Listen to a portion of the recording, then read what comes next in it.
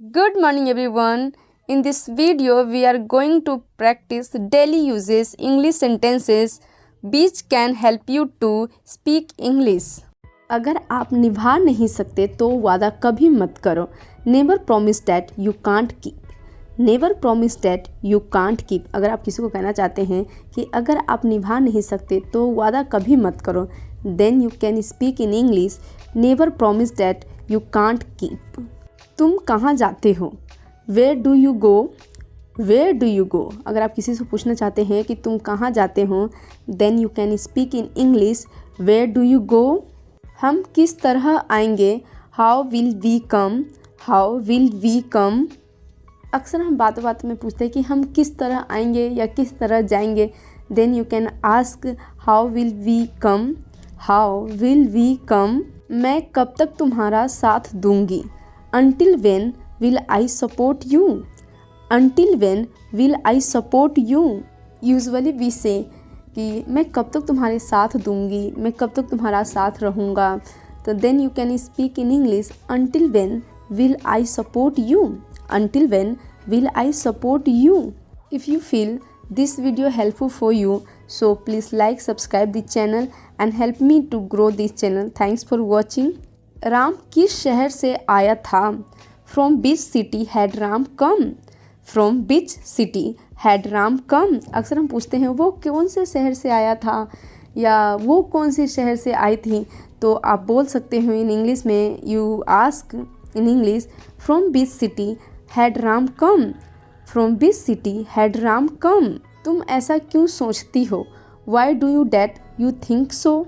Y do you that you think so. अक्सर हम कहते हैं कि तुम ऐसा क्यों सोचती हो या तुम ऐसा क्यों सोच रहे हो.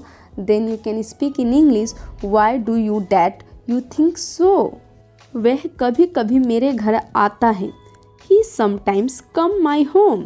ही sometimes come my home. Usually we say like that. वह कभी कभी मेरे घर आता है. If you want to say in English then you can speak in English he sometimes come my home. तुम कब तक यहाँ ठहरोगे?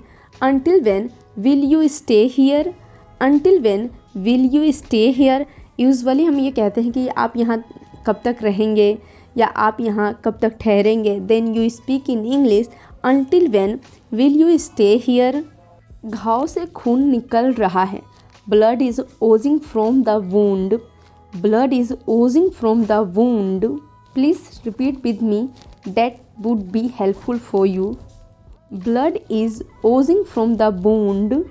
वह खिड़की से झांक रही थी. She was peeping through the window. She was peeping through the window.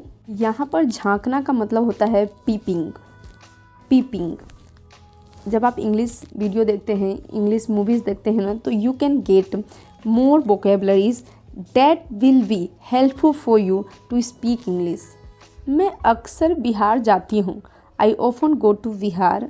I often go to Bihar. जो बिहार से बिलोंग करते हैं वो ये ज़रूर बोलते होंगे कि मैं अक्सर बिहार जाती हूँ.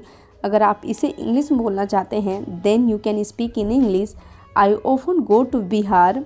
I often go to Bihar. आप बिहार की जगह पर पटना कर सकते हैं, मुंबई कर सकते हैं, अमेरिका कर सकते हैं. आप जहाँ कहीं भी जाते हैं आपको बिहार की जगह पर उस प्लेस को रखना है. Like I often go to Mumbai. Bus चली गई. Bus will have left. Bus will have left.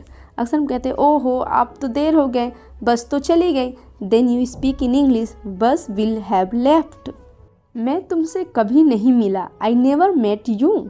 I never met you. अगर आप किसी को कहना चाहते हैं कि मैं तुमसे कभी नहीं मिला, then you can speak in English I never met you. I never met you. क्या आप हमसे कुछ कह रहे थे? Were you saying something to us.